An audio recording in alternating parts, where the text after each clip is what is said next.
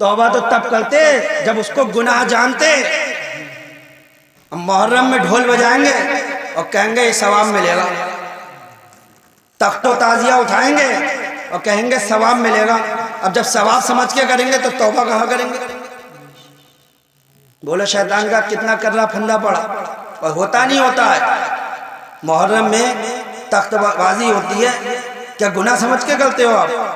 جو کرنے والے ہیں کہتے ہیں ارے ثواب ملے گا، امام حسین کے نام پہ جان دے رہے ہیں، امام حسین کے نام پہ بجا رہے ہیں، مولوی ایسی کہتے رہے. شیطان نے پھندے میں لے لیا صحیح سے. گناہ جانو گے تو توبہ کرو گے، لے گناہ ہی نہیں رکھا تمہارے لیے، تم ثواب سمجھ رہے ہو. جو تمہارے پاس ہتھیار تھا اسے استعمال کرنے کے اس نے بالکل پھندا، ایسا پھندا ڈالا کہ اسے استعمال کیسے کرو گے؟ تو میرے بھائیوں سمجھو ہم کتنے گناہگار ہیں، کتنے سیاہکار ہیں. کوئی اللہ نے ہمیں معصوم نہیں بنایا ہے. صبح سے شام تک جانے کتنے گناہ ہو جاتے ہیں. یہ مت کہا کرو کہ ہم سے کیا گناہ ہوئے، کہا کرو یا اللہ مجھ سے جو گناہ ہوئے انہیں معاف فرما دے اور مجھے توبہ کی توفیق دے. تو میں عرض کر رہا تھا کہ انسان درود پاک پڑھیے ایک بار. اللہ رب محمد صلی اللہ علیہ وسلم نحن عباد محمد صلی اللہ علیہ وسلم. میں کہہ رہا تھا کہ یہ مرکری جو ہے یہ بنائی گئی روشنی کے لیے. کس لیے؟ روشنی کے لیے اس کو بنایا گیا. اگر اس کی روشنی جب تک برقرار ہے، اگر یہ یہاں رکھی ہے اور کوئی بچہ اسے چھونا چاہے تو آپ فوراً روکو گے، کیا کر لیا گر کے ٹوٹ جائے گی، ہٹ، روکو گے نہیں روکو گے؟ یہ مائک ہے، یہ آواز کیچ کرنے کے لیے بنایا گیا ہے. جب تک یہ آواز کیچ کر رہا ہے، کوئی بچہ اگر اس سے کھیلنا شروع کر دے، پھینکنا، آپ فوراً ہاتھ میں سے چھینو گے، کیا کر رہا ہے؟ چلے خراب ہو جائے گا. آپ حفاظت کر رہے ہو اس مائک کی بھی، اس مرکری کی بھی. کیوں؟ کیونکہ آپ کو معلوم ہے جس مقصد کے لیے یہ بنائی گئی ہے اس میں یہ کام کر رہی ہے. لیکن یہی ہائیلوجن فیوز ہو جائے اور پھر پڑی ہو، بچہ اٹھا کر کھیلے، آپ کا کھیلنے دو، ٹوٹیا کس کام کی ہے؟ پھینکنے دو. یہ آواز جو ہے کیچ کرنا ختم کر دے، بیکار ہو جائے تو آپ خود کہو گے ارے بلاؤ کسی کباڑی کو دے دو، ہٹا چنے پٹی کھلا دو. کیا ہوگا اس کا؟ اب آپ نے خود حفاظت کرنا چھوڑ دی. ابھی آپ ہی حفاظت کر رہے تھے، کیوں؟ اس نے اپنا مقصد چھوڑا، آپ نے اس کی حفاظت چھوڑی. آپ کا مقصد ہے وَمَا خَلَقْتُ الْجِنَّ وَالْإِنسَ إِلَّا لِيَعْبُدُونَ. ہم نے جن اور انسان کو صرف عبادت کے لیے پیدا کیا ہے. آپ نے اپنا مقصد چھوڑ دیا، پھر کہتے ہو اللہ ہماری حفاظت نہیں کرتا، اللہ ہماری دعا قبول نہیں کرتا. آپ اپنے مقصد پہ تو آؤ. جس لیے اللہ نے پیدا کیا ہے وہ کرو، تو پھر دیکھو اللہ کی مدد ملتی ہے یا نہیں ملتی ہے. یہی خواجہ غریب نواز رضی اللہ تعالیٰ عنہ ہے. جب ہندوستان کی سرزمین پر تشریف لا رہے تھے، اللہ اکبر، یہ وہ دور تھا کہ محمد غوری کی فوج جو ہے وہ پرتھوی راج سے میدان ہار کر جا رہی تھی. ادھر خواجہ غریب نواز جو ہے دیوانہ وار تشریف لا رہے تھے. محمد غوری کی فوج نے خواجہ غریب نواز کو دیکھ لیا، کہا یہ کون مسلمان درویش ہے جو ہے ہندوستان کی طرف جا رہے ہیں، انہیں روکو روکو، ہندوستان کی طرف نہ جانے دیا جائے. روکا گیا، کہا کہاں جا رہے ہو؟ کہا اجمیر جا رہے ہیں. کہا وہاں نہ جاؤ، وہاں پر جو ہے مسلمانوں کی کوئی قدر نہیں ہے. دیکھو ہمارے پاس ہتھیار بھی ہے، ہمارے پاس اسلحہ بھی ہے، ہمارے پاس گھوڑے بھی ہیں، ہمارے پاس گھڑ سوار بھی ہیں، ہمارے پاس کڑیل جوان بھی ہیں، کتنے تلواریں ہمارے پاس ہیں، نیزے اور بھالے ہمارے پاس ہیں. اس کے باوجود ہم میدان ہار کر آ رہے ہیں، تم وہاں پر نہ جاؤ. تو جو ہے اللہ اکبر، اس وقت میرے خواجہ غریب نواز نے کہا تھا اے محمد غوری کی فوج سن لے، تو گئی تھی تیر اور تلوار پہ بھروسہ کر کے، تو گئی تھی نیزے اور بھالے پہ بھروسہ کر کے، اس لیے میدان ہار کر آ رہی ہے. اور میرے پاس تیر اور تلوار تو نہیں ہے، نیزہ اور بھالا تو نہیں ہے، لیکن میں نماز پڑھنے کے لیے مصلی لایا ہوں اور میرا بھروسہ اللہ پر ہے. اور جو اللہ پر بھروسہ کر کے جاتا ہے وہ میدان ہار کے نہیں جیت کر آتا.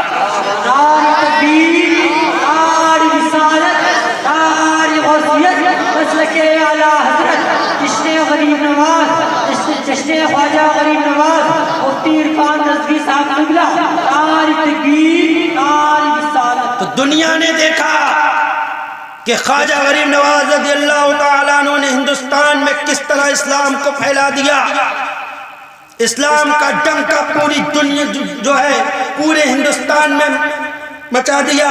حضور خواجہ غریب نواز رضی اللہ تعالیٰ عنہ چند ساتھیوں کے ساتھ اجمیر کی دھرتی پر تشریف لائے اور باآواز بلند اذان کہی اور نمازیں بھی پڑھی۔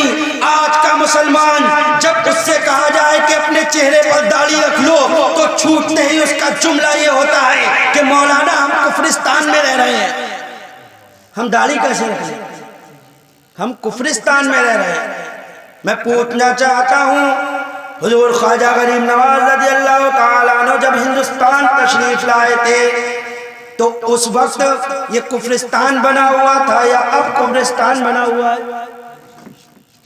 جب خواجہ تشریف لائے تھے تو چند ہی مسلمان تھے، اب تو مسلمانوں کی بہت بڑی تعداد ہے۔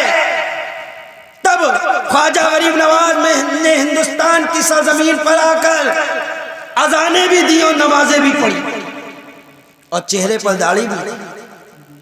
آج مسلمان اس سے کتراتا ہے، وجہ کیا ہے میرے بھائیوں؟ ہم اپنے مقصد کو بھول رہے ہیں۔ اللہ نے ہمیں جس لیے پیدا کیا ہے ہم اس کام کو نہیں کر رہے ہیں۔ اللہ تبارک و تعالی ہمیں اور آپ کو توفیق رفیق عطا فرمائے کہ ہم سمجھیں کہ اللہ نے ہمیں جو ہے نماز کے لیے پیدا کیا ہے، عبادت کے لیے پیدا کیا ہے۔ وما خلقت الجن والانس الا لیعبدون، اللہ فرماتا ہے ہم نے جن اور انسان کو صرف اپنی عبادت کے لیے پیدا کیا ہے، اور اگر ہم سے کوئی گناہ ہو جائے تو اس گناہ کی ہمیں سچے دل سے توبہ کرنا ہے۔ یقیناً کوئی یہ نہ سوچے کہ ہم اتنی جو ہے گناہ کر چکے ہیں، شاید اب ہماری جو ہے توبہ قبول نہ ہوگی۔ نہیں، اللہ فرماتا ہے لا تقنطوا برحمت اللہ، اللہ کی رحمت سے نا امید نہ ہو۔ اے میرے بندے، اگر تو نے گناہ کر لیے ہیں تو کوئی بات نہیں، اب اگر تو سچے دل سے توبہ کرے گا اللہ تیری توبہ کو قبول فرما لے گا۔ آؤ میں آپ کو ایک واقعہ سناؤں۔ بنی اسرائیل میں ایک شخص تھا جو 99 قتل کر چکا تھا، 99 قتل کر چکا تھا، لیکن اللہ تبارک و تعالیٰ نے اسے توبہ کی توفیق دی۔ بہت بڑی بات ہے کہ کسی کو توبہ کی توفیق مل جائے۔ اسے جب توبہ کی توفیق دی تو وہ چلا بنی اسرائیل کے عالموں کے پاس کہ چلو چل کر توبہ کریں۔ پہنچا وہاں کے پادریوں پاس اور کہا کہ میں توبہ کرنا چاہتا ہوں۔ کہا توبہ کرنا چاہتے ہو، بہت اچھی بات ہے، کرو۔ کہا لیکن میں 99 قتل کر چکا ہوں، کیا اللہ میری توبہ قبول کرے گا؟ تو وہ مولوی بھی ایسی تھے، وہ عالم نیم حکیم خطرہ جان اور نیم ملا خطرہ ایمان، سمجھے؟ آدھے ادھورے، جیسے آدھا ادھورا ڈاکٹر جان کے لیے خطرہ ہوتا ہے، ویسے ہی آدھا مولوی ایمان کے لیے خطرہ ہوتا ہے۔ تو کہا ہے 99 قتل کرے ہوئے ہو، تمہاری توبہ کہاں سے قبول ہو جائے گی؟ یہ جو تھا اسے آ گیا غصہ، اچھا توبہ قبول نہیں ہوگی؟ کہا نا اب نہیں ہوگا کچھ، نکالی تلوار اور اس کی بھی گردن اڑا دی۔ کہا ٹھیک ہے، جب قبول ہی نہیں ہونا تو 99 کیوں رہنے دوں، 100 پورے کر لوں۔ پھر چلا، لیکن اللہ توفیق دینے والا ہے۔ اس کے دل میں پھر آئی بات کہ یار توبہ کرنا قبول ہو سکتی ہے۔ پھر پہنچا، کہا میری توبہ قبول ہو جائے گی، میں نے 100 قتل کر لیا۔ تو وہ عالم جو تھے وہ صحیح تھے، کہا کیوں نہیں ہوگی؟ اللہ تبارک و تعالیٰ تو بڑا غفور الرحیم ہے، تو سچے دل سے اپنے رب کی بارگاہ میں جھک تو اللہ تیری توبہ ضرور قبول فرمائے گا۔ جا فلاں بستی میں چلا جا، وہاں کچھ اللہ والے لوگ رہتے ہیں، اس بستی میں جا کر ان کے پاس سچے دل سے توبہ کر لے، اللہ ان کے صدقے میں تیری توبہ قبول فرما لے گا۔ پتہ چلا نیکوں کے پاس جا کر توبہ کرنے میں توبہ کی امید زیادہ ہوتی ہے ہیں؟ اسی لیے مزار شریف پر جایا کرو تو پہلے اپنے گناہوں کی توبہ کیا کرو. آج آدمی مزار پہ بھی جاتا ہے تو دنیا یاد آتی ہے اسے. اللہ والوں کے پاس بھی اے فلاں بزرگ میرا کام چل جائے, اے فلاں بزرگ میری فلاں پریشانی دور ہو جائے, فلاں پریشانی دور ہو جائے, بس یہی مانگ کے چلا آتا. جانتے ہو اللہ تبارک و تعالیٰ قرآن مجید فرقان حمید میں ارشاد فرماتا ہے اہدنا الصراط المستقیم. اے میرے بندے میں نے تجھے حکم دیا وما خلقت الجن والانس الا لیعبدون, ہم نے جن اور انسانوں کو صرف عبادت کے لیے بنایا ہے. جب تو میری عبادت کرے گا, جب تو میری پوجا کرے گا, میری پرستش کرے گا تو تو مجھ سے مانگے گا بھی, مانگے گا اپنے رب سے. جب اللہ کی عبادت کرے گا تو اللہ کی بارگاہ میں مانگے گا بھی. تو اے میرے بندے جب تو مجھ سے مانگے گا تو آ میں تجھے مانگنے کا ڈھنگ سکھاتا ہوں. کیسا پروردگار عالم کہ ہمیں مانگنے کا بھی ڈھنگ سکھا رہا ہے کہ مجھ سے اس انداز سے مانگ تو میں تجھے عطا کر دوں. اے میرے بندے تو میری عبادت کرے گا تو تو مجھ سے مانگے گا, مانگے گا تو تو کاروبار بھی مانگے گا, تو مجھ سے دولت بھی مانگے گا, ثروت بھی مانگے گا, عزت بھی مانگے گا, بچے بھی مانگے گا, سب کچھ مانگے گا. لیکن میں تجھے بتا رہا ہوں کہ جب تو مجھ سے مانگے تو سب سے پہلے کیا مانگ, اہدنا الصراط المستقیم. یا اللہ ہمیں سیدھا راستہ چلا, یا اللہ ہمیں سیدھا راستہ چلا. سب سے پہلے اپنے رب سے مانگو تو یہ ہدایت مانگو, یا اللہ تو ہمیں ہدایت دے, سیدھا راستہ چلا. یہی قرآن میں اللہ تبارک و تعالی ہمیں اور آپ کو حکم دے رہا ہے اہدنا الصراط المستقیم. اللہ سے سب سے پہلے مانگو تو ایمان مانگو, یا اللہ ہمیں ایمان پر قائم رکھ. ایمان والے تو ہیں الحمدللہ, بے ایمان تھوڑی ہیں. اعلیٰ حضرت نے کیا خوب ترجمہ کیا اہدنا الصراط المستقیم, یا اللہ ہمیں سیدھا راستہ چلا.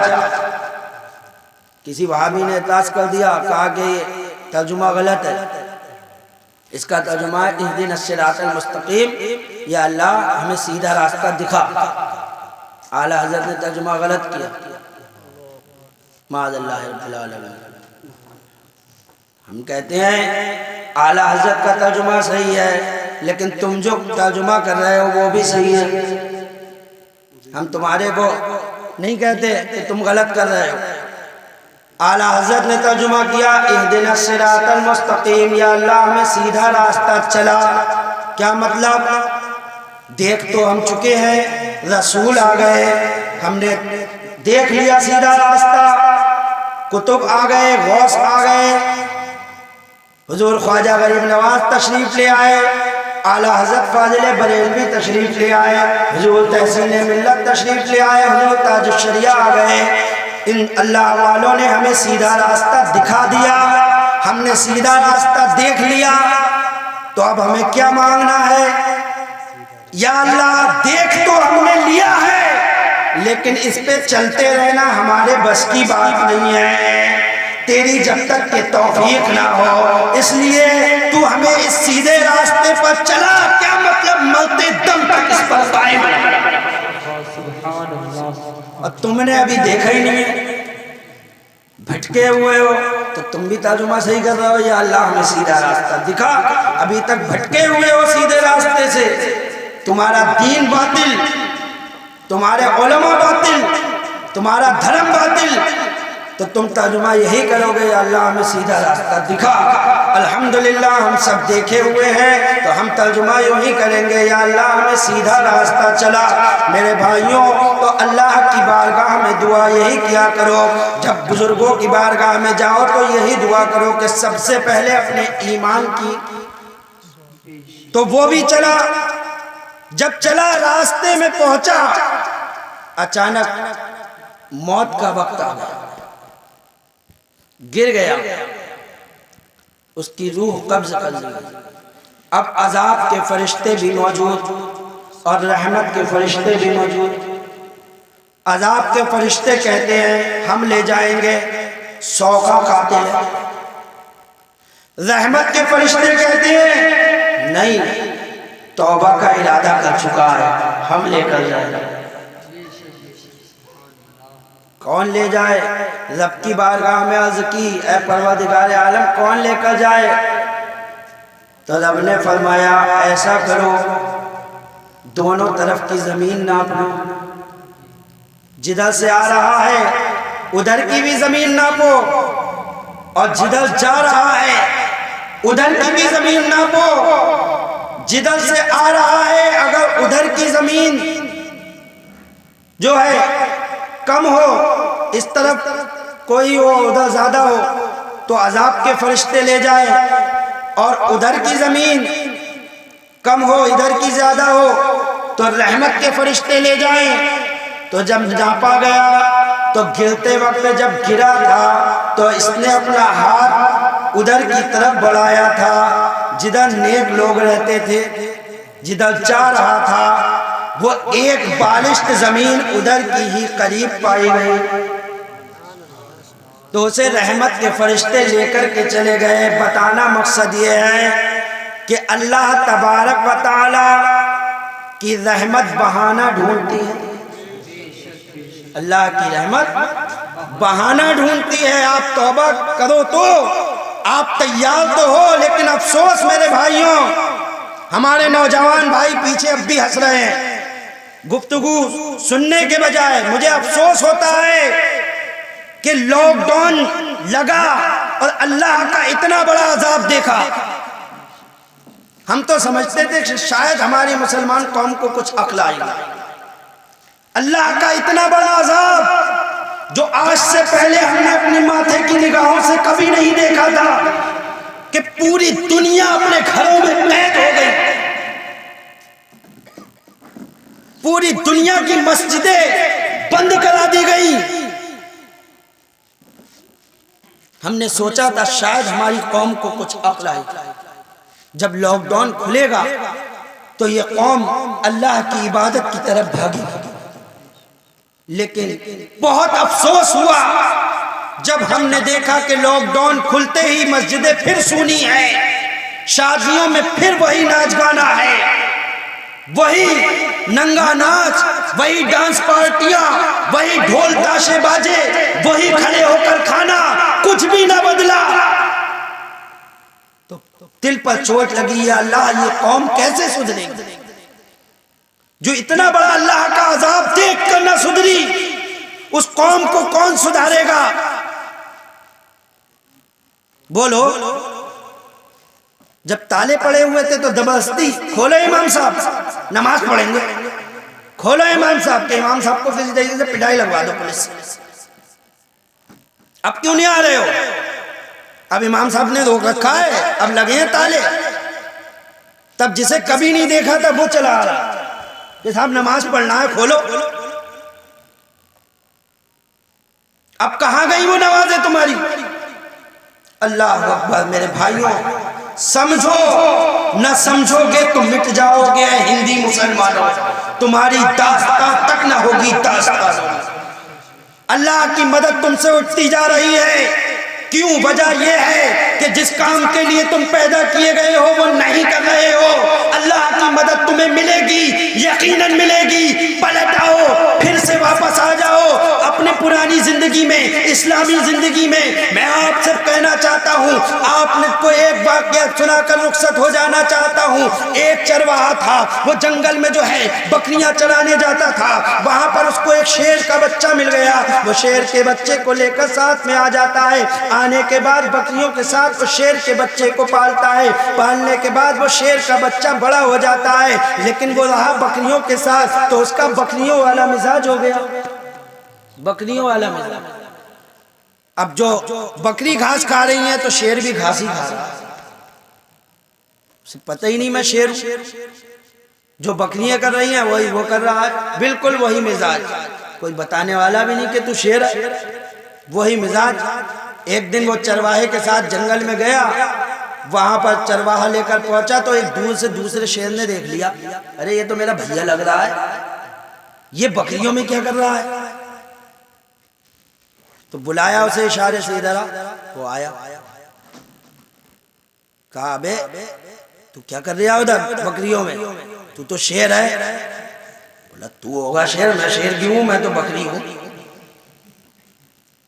بولے ابے تو بکری نہیں ہے، تو شیر ہے۔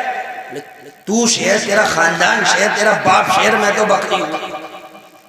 کہا ایسے نہیں مانے گا، تو چل میرے ساتھ۔ لے گیا اس کو، پانی کے پاس لے کر گیا، پانی میں اس کی صورت دکھائی، کہا دیکھ اپنی صورت، کہا دیکھ لی، کہا ہاں دیکھ لی، کہا میری دیکھ، اس کی بھی دیکھی، کہا بکریوں کی دیکھ، کہا بتا تیری صورت مجھ سے مل رہی ہے کہ بکریوں سے مل رہی ہے؟ کہا یار مل تو تمہیں سے رہی ہے۔ کہا یہی تو تجھے بتا رہا ہوں، تو شیر ہے بکری نہیں ہے، تیرا کام بکریوں کو پھاڑنا ہے، گھاس کھانا نہیں ہے۔ کیا کر رہا ہے؟ اپنا مقصد بھولا ہوا تھا۔ جب اس کے بھائی نے اس کی پہچان اسے بتا دی تو وہی شیر جو اب تک بکریوں میں رہ کر بکریوں جیسا مزاج اپنایا ہوا تھا، انہی بکریوں پر آکرمن کرتا ہوا آتا ہے، حملہ کرتا ہوا آتا ہے، انہی کو پھاڑتا ہوا آتا ہے۔ میں آپ کو بتانا چاہتا ہوں، ایک شیر بھائی نے اپنے بھائی کو پانی کے آئینے میں لے جا کر اپنی اس کی اصلی صورت دکھا دی تو وہ اپنی اصلی حالت پر پلٹ آیا۔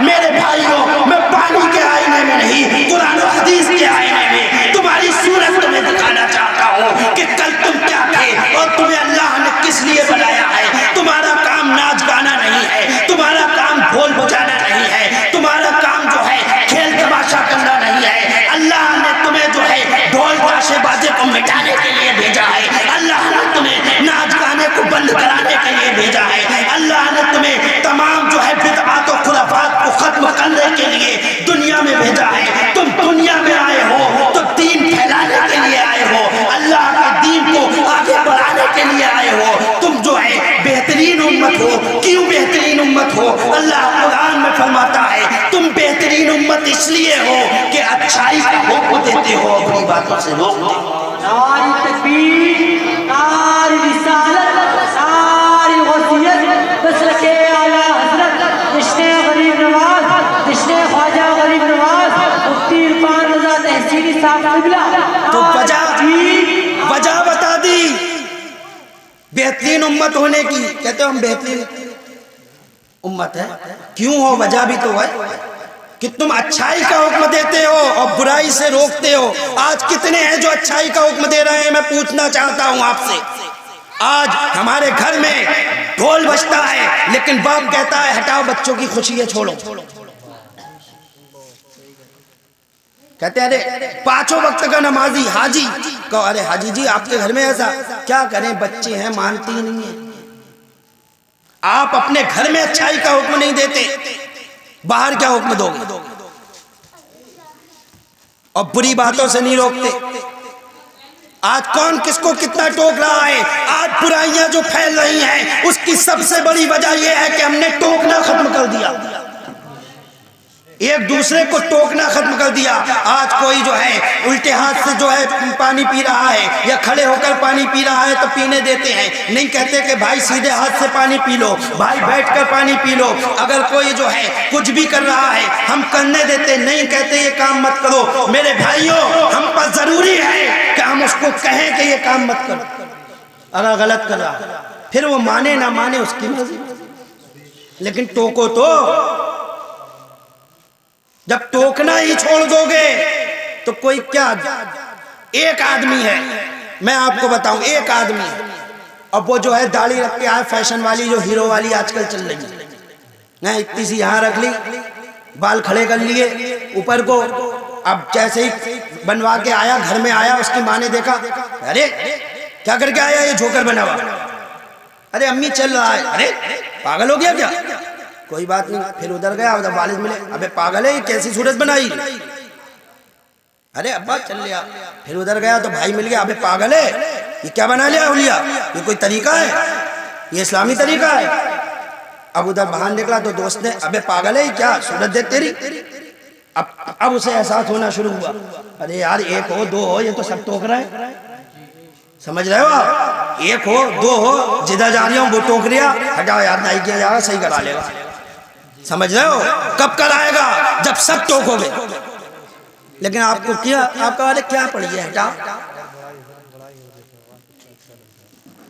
آپ بتاؤ یہ اسلامی طریقہ کہیں سے کہیں تک آپ بتاؤ یہ جو بالوں کا فیشن چل رہا ہے اللہ کی پناہ. کبھی جو ہے آدمی بال کاٹتا تھا صبح کو ایسے کھڑے ہوتے تھے اٹھتے تھے تو کہتے تھے بڑے برے لگ رہے ہیں جلدی کاٹوں پہلے. اب وہ جان پوچھ کے کھڑے کرا رہے ہیں جا کے اسی کو فیشن بنا لیا. ارے بندر بنے گھوم رہے ہو جانے کیا کیا وہی صورتیں اچھی لگ رہی تمہیں. اور کسی نے وہ صحیح کہا ہے وہ بالکل پگوں کے بال کی طرح ہے. جیسے دیکھو سور کے بال گردن کے ایسے ہی کھڑے ہوتے ہیں لیکن آپ سب کو اچھے لگ رہے ہیں. کیا کہا جائے کیسے آپ کو سمجھایا جائے. کوئی تو طریقہ بتا دو. جب اللہ کے عذاب سے نہیں سمجھے تو کس سے سمجھو گے. کیا موت کا فرشتہ آ کر سمجھائے گا؟ جب وہ آئے گا تو بہت دیر ہو چکی ہوگی. سمجھ تو جاؤ گے تب سمجھ جاؤ گے. وہ تو آخری ٹائم ہے سمجھ ہی جاؤ گے لیکن تب بہت دیر ہو چکی ہوگی. تب کا سمجھنا کام نہ آئے گا. آج لے ان کی پناہ آج مدد مانگو سے کل نہ مانیں گے قیامت میں اگر مان گئے. انہیں جانا انہیں مانا نہ رکھا غیر سے کہا. حضرت نے ہمیں بتا دیا ہم غیروں کی طرف دیکھ رہے ہیں. ہم فلم انڈسٹری کے ہیرو کی طرف دیکھ رہے ہیں. ہم جو ہے ان کی ہیروئنوں کی طرف دیکھ رہے ہیں. ہماری بہنیں دیکھ رہی ہیں کہ ان کے لباس کیسے ہیں. ہمارے بھائی دیکھ رہے ہیں کہ جو ہے فلمی ہیرو کے لباس کیسے ہیں. ہم چہرہ ان کی طرح بنا رہے ہیں. ہم مونچھیں ان کی طرح رکھ رہے ہیں. ہم لباس ان کی طرح پہن رہے ہیں. افسوس کل جو ہے اپنے جو ہے کپڑے پھٹے ہوئے پہننا گوارا نہیں کرتے تھے. اگر کہیں کھوتا لگ جاتا تو کہتے امی اسے پھینک دو دوسرا لا کر دو. آج وہ پورے پھٹے ہوئے کپڑے ایک ہیرو نے پہن لیے تو پہنتے ہوئے نظر آ رہے ہیں. کہاں دماغ چلا گیا آپ کا؟ وہ پھٹے کپڑے آپ کو اچھے لگ گئے. اللہ کے رسول کی سنت جب کہا جاتا کہ پیون لگانا یہ سنت رسول ہے پیون لگا کر پہن لو تو کہتے تھے ارے ہٹ گیا ہٹاؤ. اب کسی ہیرو نے پیون لگا دیا تو ہو گیا تو لگنا سب صحیح ہے. جی حضرت تو میرے بھائیوں سدھر جاؤ. صرف ہنسنے سے کام نہیں چلے گا. موت کا فرشتہ آئے گا اور قبر میں جاؤ گے تو تنہا جاؤ گے. یہ مت سوچنا کہ ہمارا باپ ہمارے ساتھ قبر میں چلا جائے گا ہمارا بھائی ہمارے ساتھ قبر میں چلا جائے گا. یہ دوست آج جو ہمیں فلمیں انڈسٹری کے جو ہے طرف لے جاتا تھا آج جو ہمیں فلمیں دکھاتا تھا جو ناچ گانے دکھاتا تھا یہ ہماری قبر میں چلا جائے گا.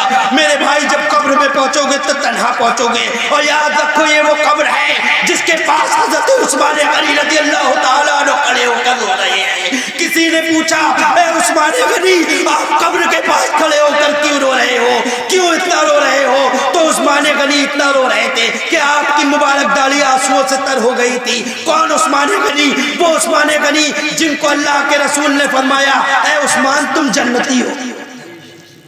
وہ رو رہے ہیں قبر کے پاس کھڑے ہو کر رو رہے ہیں. اے عثمان غنی اے امیر المومنین آپ کیوں رو رہے ہیں قبر کے پاس کھڑے ہو کر؟ تو آپ نے فرمایا میں نے اللہ کے رسول صلی اللہ تعالی علیہ وسلم سے سنا ہے کہ قبر آخرت کی منزلوں میں سے سب سے پہلی منزل آخرت کی منزلوں میں سے سب سے پہلی منزل ہے. اگر یہ منزل آسان ہے تو اس کے بعد کی سب منزلیں آسان ہیں. اور میں نے بہت بھیانک مناظر دیکھے ہیں لیکن جتنا بھیانک منظر قبر کا دیکھا ہے اور کوئی منظر نہیں دیکھا. اب کیا سمجھ رہے ہو؟ قبر کو آپ نے کھیل سمجھ رکھا ہے. یاد کرو جانا کبھی قبرستان میں اور اس قبر کی طرف نگاہ کر کر دیکھنا اور غور کرنا کہ کبھی ہم بھی یہاں آئیں گے. ہمارے باپ ہمارے بھائی ہمارے بھتیجے سب ہمیں اس کوٹھری میں تنہا چھوڑ کر چلے جائیں گے. اس وقت دو فرشتے آ کر ہم سے پوچھیں گے من ربک تیرا رب کون ہے؟ بولو اس وقت کیا جواب دو؟ اعلیٰ حضرت فرماتے ہیں کھڑے ہیں منکر نکیر سر پر، نہ کوئی حامی نہ کوئی یاور، کھڑے ہیں منکر نکیر سر پر، نہ کوئی حامی نہ کوئی یاور، کوئی نہیں ہے، کیا کرو گے؟ بولو ہوگا کوئی؟ مجھے بتا دو کہ یہ چلا جائے۔ آپ کتنے ہی کروڑ پتی کیوں نہ ہو، کتنے ہی ارب پتی کیوں نہ ہو، آپ دنیا کی دولت سے دنیا خرید سکتے ہو، لیکن قبر کی زندگی نہیں خرید سکتے، آخرت کی زندگی نہیں خرید سکتے۔ ساری دولت یہیں رہ جائے گی، لیکن ہاں آخرت کی دولت اللہ نے رکھی ہے، جو دینار ہوتا ہے، جو ہمارے کام آتا ہے۔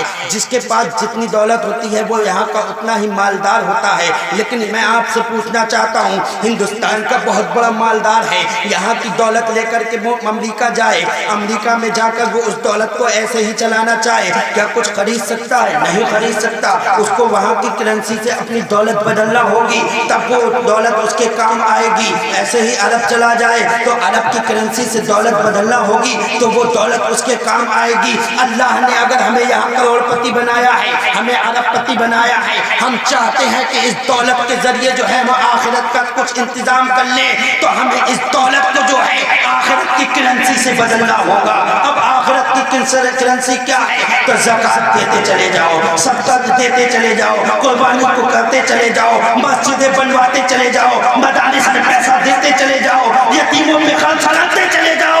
یہ تمام آپ یہاں پر جو دولت خرچ کرو گے، یہ سب آپ کی آخرت کی کرنسی سے بدل جائے، جو آخرت میں آپ کے کام ہے۔ کچھ مت کرو، ساری دولت یہی زکوٰۃ، ایک بہت پیسے والے ہیں لیکن نہ قربانی نہ زکوٰۃ، کچھ نہیں۔ کہتے ہیں ارے زکوٰۃ ہمارے اوپر، اور زکوٰۃ رکھ کے تو ایک کہ میں نے سنا تھا، وہ کہہ رہا تھا کہ زکوٰۃ ہم لوگ امیر ہوئے کیسے، اللہ نے تو ہمارے اوپر زکوٰۃ رکھ دی، معاذ اللہ رب العالمین۔ بولو، لامپور میں سنا تھا میں نے یہ بات اس کے منہ سے، استغفر اللہ، گیا ایمان۔ میرے بھائیوں اب بھی وقت ہے، وما خلقت الجن والانس الا لیعبدون۔ اللہ فرماتا ہے ہم نے جن اور انسان کو صرف عبادت کے لیے بنایا ہے، عبادت کرو، یقیناً کامیاب ہوگے، یہاں بھی کامیاب ہوگے اور وہاں بھی کامیاب ہوگے۔ اگر خواجہ غریب نواز رضی اللہ تعالیٰ عنہ کے سچے دیوانے ہو تو خواجہ غریب نواز کے نقش قدم پر چلو گے۔ میرے خواجہ نے کبھی ایک وقت کی نماز نہیں چھوڑی، میرے خواجہ نے ہندوستان کی سرزمین پر رہ کر اذانیں بھی دی ہیں اور نمازیں بھی پڑھی ہیں۔ ہمیں اسی ہندوستان کی سرزمین پر رہنا ہے اور اذانیں بھی دینا ہے اور نمازیں بھی پڑھنا ہے۔ وَمَا عَلَيْنَا إِلَّا الْبَلَاغُ۔ مجھ سے بولنے میں قصداً یا سہواً جو بھی غلطی ہو گئی ہو میں توبہ کرتا ہوں، اللہ تعالیٰ مجھے معاف فرمائے۔ سب مل کر کلمہ طیبہ کا ورد کیجئے، لا الہ الا اللہ محمد رسول اللہ صلی اللہ علیہ وسلم۔ السلام علیکم ورحمۃ اللہ۔